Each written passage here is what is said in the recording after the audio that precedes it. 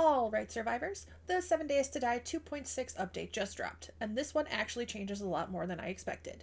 City lag might finally be fixed, zombie XP has been completely rebalanced, dew collectors now work differently, and the snow and wasteland biomes just got a lot more dangerous. So today, we're going through the biggest game changes, what they mean for your survival, and whether this update actually makes the game better or just harder. Let's jump in.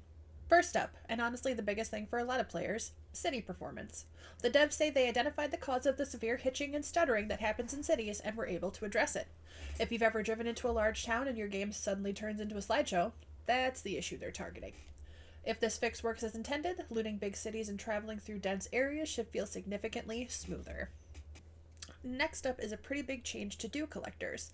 Dew collectors will now require jars as a type of fuel to produce water, but there are a couple important adjustments that balance that change out. Jars no longer require a crucible to craft, and the default chance to get your jar back when collecting water is now 60%. So while collectors work differently now, getting jars early game should be a lot easier. Another major update is the zombie XP progression system.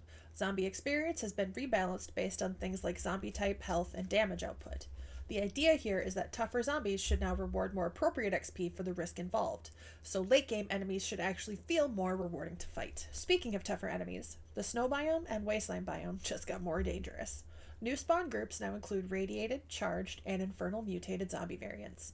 Game stage modifiers have also been increased, meaning those biomes will scale difficulty faster as you progress.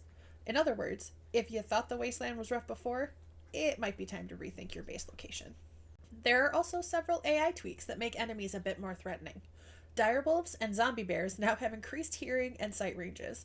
Mutated zombies have stronger ranged attacks, and bears can now squeeze through a 1x2 meter opening. So yeah, some of those safe doorways might not be safe anymore.